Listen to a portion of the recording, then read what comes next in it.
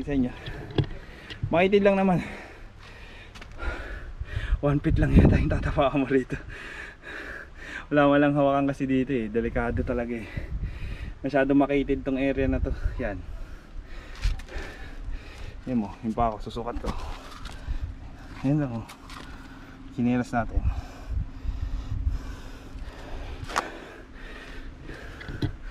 Yan guys, oh, tignan nyo. Halos ang kinilas ko lang oh. Kasi bato na to eh. Masaya na. Gilid na yan. Kaya yung mga anak nyo, nako, huwag nyo nga ano eh, bantayan nyo. Sa may mga anak, una na kayong bumaba, tapos abangan nyo ron oh, para pag nalagag, saluhin nyo na lang. Ito delikadong daan oh, ito lang. Ito pinakadelikado. Yun na guys ha. Yan. Sa gitna, pagba. Yan oh. Dapat kasi nilagyan ng gabay yan eh. Kahit ayun lang ang linagyan eh. Para safety sa mga ano, mga bata rin eh. Yun lang guys. Balik tayo sa ano. Balik na tayo sa tent.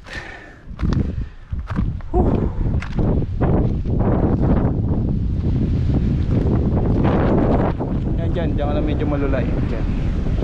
Hindi ka mapapawala na. Madali lang yun.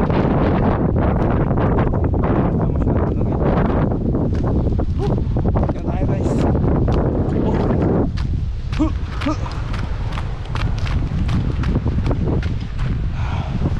Aray.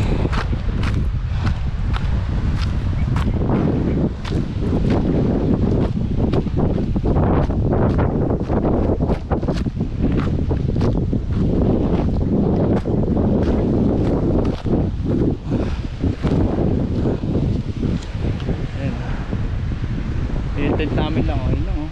Ayun, sa gilid lang pagbaba. Diyan na talaga kayo mag-spot ng tent. Hindi kayo magsisisi. Malapit lang. Doon marami naman sa kabilang ano, doon talaga sa area, doon sa tent.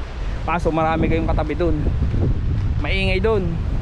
Pag marami kayo doon, dito wala halos makakapwesto. Pag napwestuhan nyo na to. Kasi paangat na to eh. Ay lang yung medyo patag. Sa swerte nyo, linis na yan. Maraming damo yan. Nung tent namin, tinanggal pa namin lahat yung damo. 3 nights kasi kami rito. Kaya nakapaglinis rin kami. Ayan guys oh. Diba? Ganda. Ayan mga tent pitching nyo. Dito, malapit lang kayo sa beach yan. Ayan lang oh.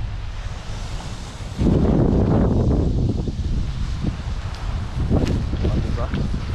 Dalhin nyo na lahat. Diyan kayo. Yan. Yung tent namin. Vista namin yan. Ito guys oh. Sa inyo na lang to pag pumunta kayo ngayong March. 1 kilong uling to. Charcoal. Ayun, sa inyo na lang yan. Nilagay ko sa puno. Akayatin nyo na lang ha. Pag napanood nyo to,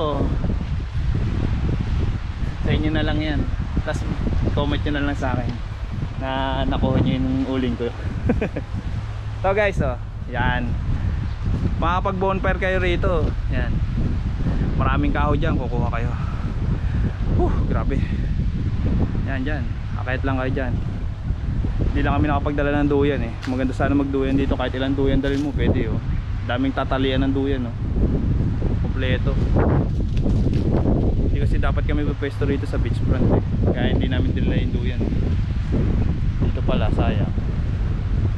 Kanta rin sana ng duyan. Maganda dyan. Diretso lang kayo doon guys. Pag manguha kayo ng kahoy. Okay.